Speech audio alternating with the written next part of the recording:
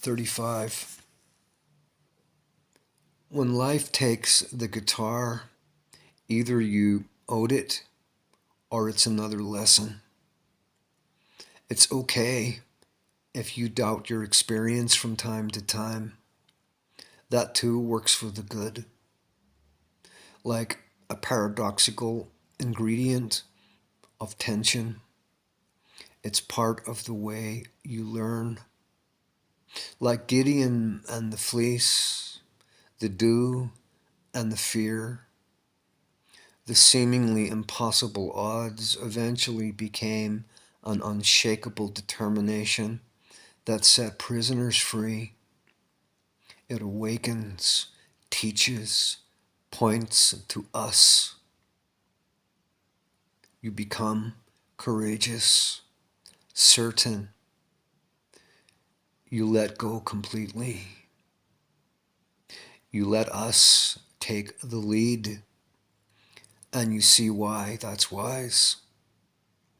The mystery of the flower that grew in the dark night, the humility of the unknown, the power of it, all in the fleeting impermanence of life.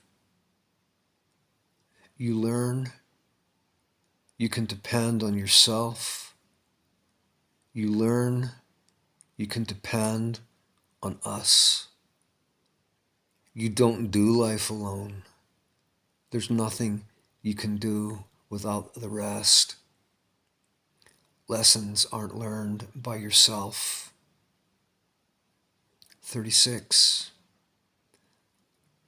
To them, it looks like a fool's task that they don't understand. I mean, the cry of my soul, that voice within, it says, if this is my purpose in life, how can I resist? 37. One of the most valuable lessons you learned is the nature of the solo journey. It set you free to get on with yours. It cut all those karmic ties. You became truly willing to die before you die. That death, that sacred view, the understanding that no one will ever understand you, the soloist, the magician, no longer the seeker because you found you. You came here to discover yourself. You came to be a Christ with your own gospel. You told us you miss Jesus, but only because you still hadn't found you. What's left after you die? A freedom that no bars can snare, an unbreakable connection with us. Let them be. You have your truth, a truth you don't need to understand, a trust in the wisdom of a mad world, an acceptance of the necessity of holocausts and every imaginable evil, because you knew that we let it happen. It made you silent. You contemplated why you chose to come to a world like this, and you knew it was to find a hidden treasure that can only be found here. That from the mud the flowers grow. You learned something important that you needed to know. You mined for many lifetimes. You were determined to find it. Then you saw the world. Then you saw how it looks from up here. It made you feel you aren't even human. The truth is, you're not. That's just another word, another description, another concept, another label, another name tacked on. There is no explanation. You just are. 38. I could write 1,000 screenplays, but they wouldn't compare to a single line of this poem.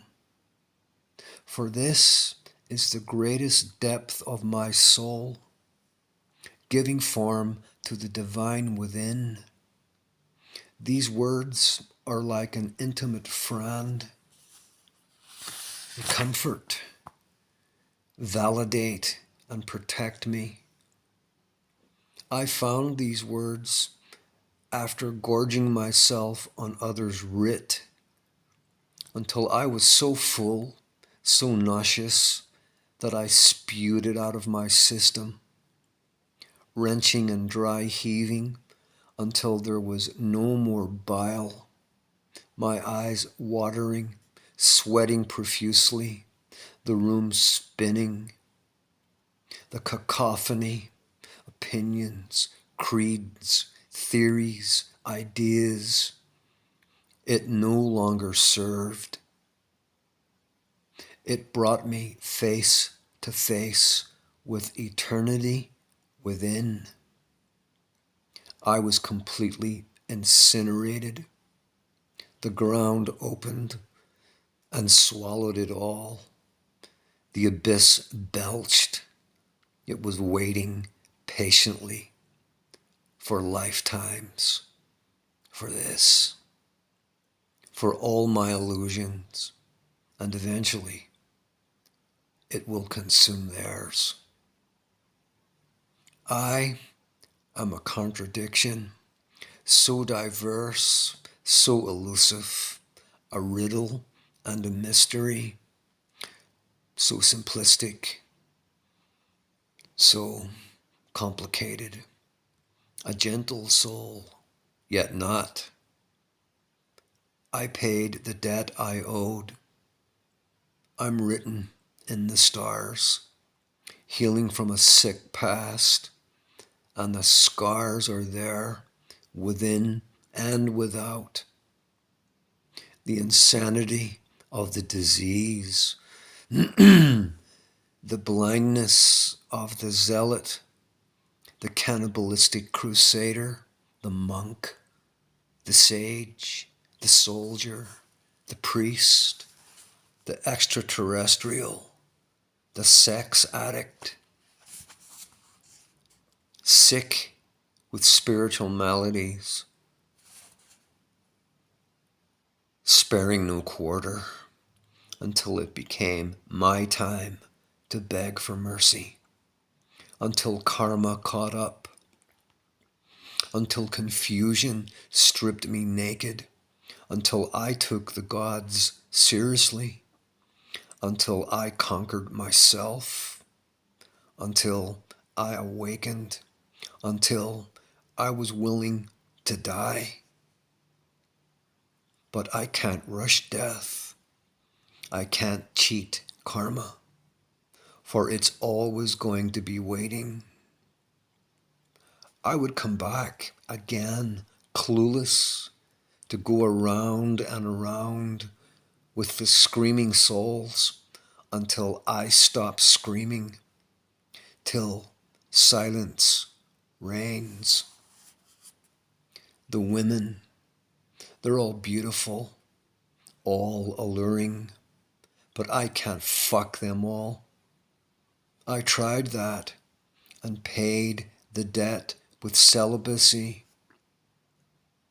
This time around, I learned self-control. I learned obedience, discipline, and hopefully humility. 39. Your truth is your truth. Your life is your life. Your experience is your experience. Your knowledge is your knowledge. Every encounter with them teaches you the truth of this. It serves to help you own it. It solidifies, clarifies. It opens your eyes. You see how you need them as a contrast. It's a universal method. They are not you. They are not having your experience. So how can they know what you are going through? If you want to use astrology, you can. But do you really need to? They'll always predict based on what they believe. If you take it aboard, it will become real. It will manifest into objective reality, just the same as anything else that you believe. But don't worry. You're being led. You know this. You learn from every choice, a choice that you need them for. Otherwise, you can't make a choice. Are you ready? Truly ready to let go now? Are you ready to own your truth? As you have seen, the thin ice is real. So why skate there? It's not that they can't be trusted. It's more a case that you trust yourself. You cannot control the guidance. You can only follow its lead.